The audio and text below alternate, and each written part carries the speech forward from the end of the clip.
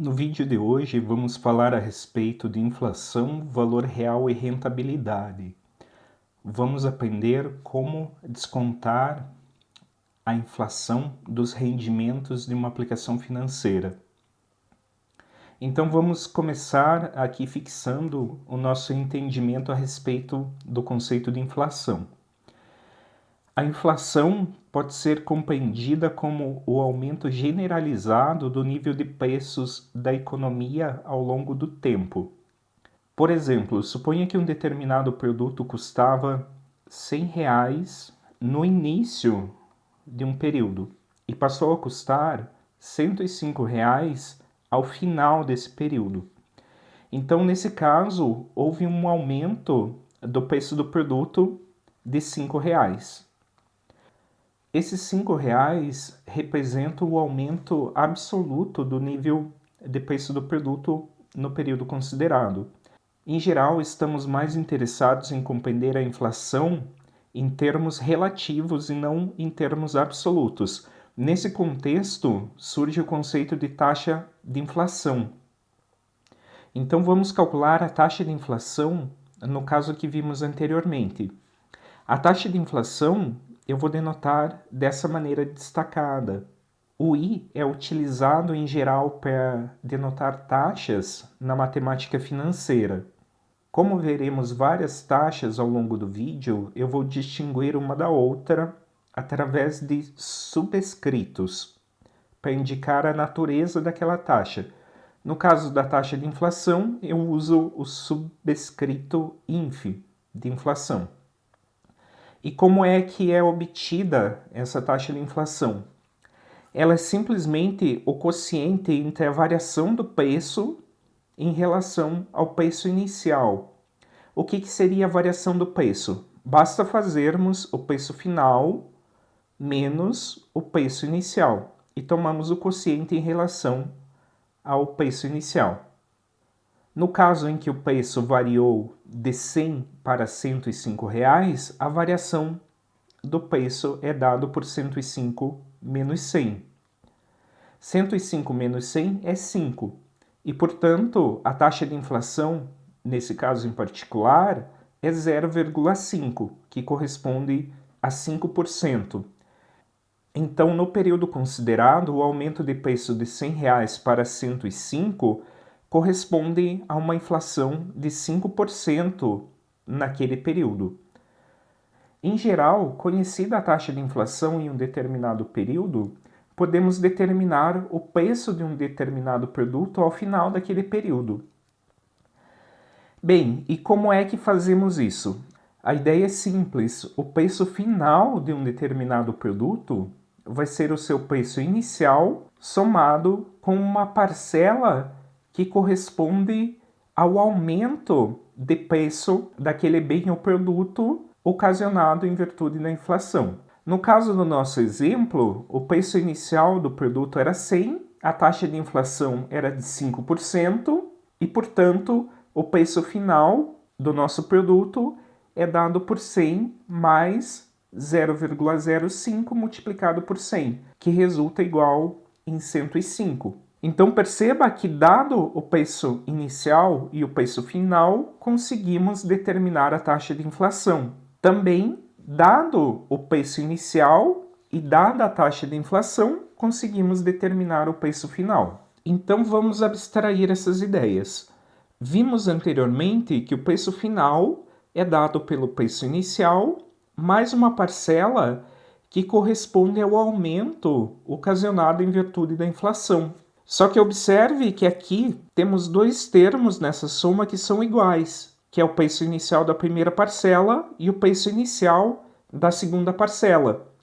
Então podemos colocá-lo em evidência, para deduzir que o preço final é igual ao preço inicial multiplicado por 1 mais a taxa de inflação. Esse termo, 1 mais a taxa de inflação, ele é conhecido como fator de atualização pela inflação.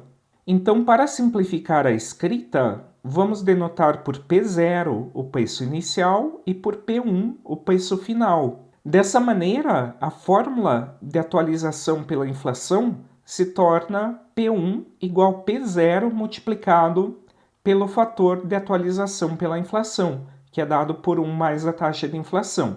Então, essa fórmula ela será utilizada também para deduzirmos o conceito de taxa real de rentabilidade. Então, antes de continuarmos, gostaria de fazer um adendo. A taxa de inflação ela varia de período para período. Então, suponha, por exemplo, que I1, I2 até IN são taxas de inflação observadas no período 1, 2 até o período N. Então, nesse caso, o preço ele será atualizado sucessivamente. A ideia é que tomamos o nosso preço inicial, atualizamos ele pela primeira taxa de inflação I1. O resultado atualizamos pela segunda taxa de inflação I2, assim até o último período, em que atualizamos o valor pela taxa de inflação IN. Então, essa fórmula ela nos fornece a atualização do nosso preço inicial pelas taxas de inflação I1, I2 até IN. Observe, em particular, que se a inflação ela for constante ao longo desses períodos, ou seja, se todas elas forem iguais a uma determinada taxa, então a expressão acima ela se simplifica dessa maneira destacada. O preço ao final dos N períodos vai ser dado pelo preço inicial multiplicado pela enésima potência do fator de atualização pela inflação, porque todas as taxas I1, I2 até IN são iguais à taxa de inflação I subscrito INF. Muito bem, então agora chegamos à parte principal do vídeo, onde vamos aprender como é que podemos descontar o efeito da inflação de uma determinada aplicação financeira. Então suponha que você invista um determinado capital inicial que eu vou denotar por VP, de valor presente, em uma determinada aplicação financeira que rende uma taxa nominal de 12% ao período. Suponha também que nesse mesmo período a inflação tenha sido de 5%. Então eu pergunto, qual foi o ganho real dessa aplicação financeira? Toma cuidado que a resposta não é obtida simplesmente fazendo 12% menos 5%, que resultaria em 7%. Muita gente acha que esse é o procedimento de descontar o efeito da inflação, e não é isso, conforme vamos ver a seguir. Então, para responder essa pergunta de maneira correta, precisamos compreender a relação entre valor nominal e valor real. Para fazer isso, vamos introduzir algumas notações. Eu vou denotar por I subscrito NOM a taxa nominal da aplicação, que é aquela taxa que a aplicação rende na sua contratação. E eu vou denotar por VF subscrito NOM o valor futuro nominal, que é quanto a sua aplicação vai render utilizando a taxa nominal contratada. Também vou denotar por I subíndice R a taxa real da aplicação, que vai nos fornecer o verdadeiro rendimento da nossa aplicação descontando a inflação. E também vou denotar por VF subscrito R o valor futuro real, que é o montante entregue pela nossa aplicação financeira descontando-se o efeito da inflação. Então, qual é a ideia?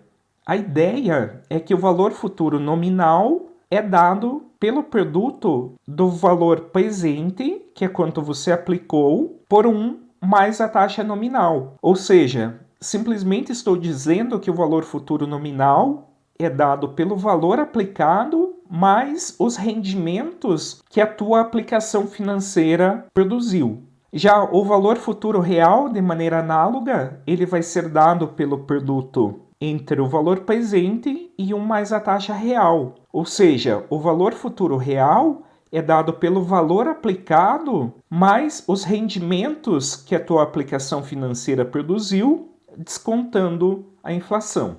A ideia é que o valor futuro real representa o poder de compra da aplicação. E ao corrigirmos esse valor pela inflação, devemos recuperar o valor futuro nominal. Ou seja, vale essa igualdade aqui. O valor futuro nominal é dado pela atualização do valor futuro real pela taxa de inflação no período. Então, essa igualdade aqui é o ponto de partida para determinar a taxa real. A ideia é que vamos substituir o valor futuro nominal e o valor futuro real nessa igualdade aqui. Então, substituindo o valor futuro nominal e o valor futuro real nessa igualdade aqui, obtemos essa igualdade destacada. Mas o que acontece? Como o valor presente é diferente de zero, pois corresponde ao valor investido na aplicação financeira, podemos cancelar de ambos os membros dessa igualdade para obter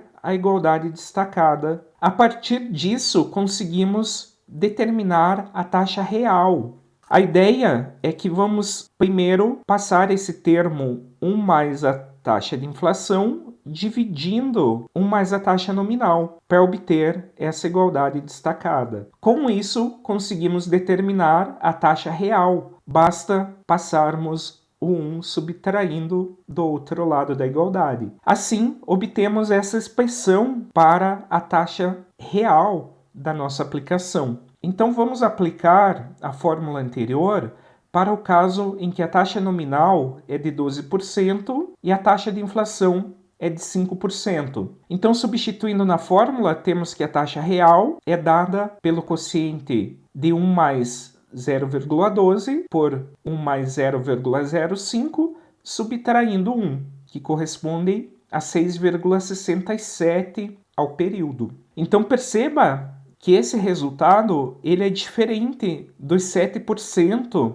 que você obteria se efetuasse a subtração de 12% menos 5%. E por que isso acontece? Isso acontece porque os juros e a inflação são processos compostos. Então não basta fazer 12% menos 5%, pois isso iria desconsiderar esse efeito composto dos juros e da inflação. Espero que você tenha gostado do conteúdo desse vídeo e tenha aprendido bastante. Para mais conteúdos como esse, segue meu canal e aguarde os próximos vídeos. Até a próxima!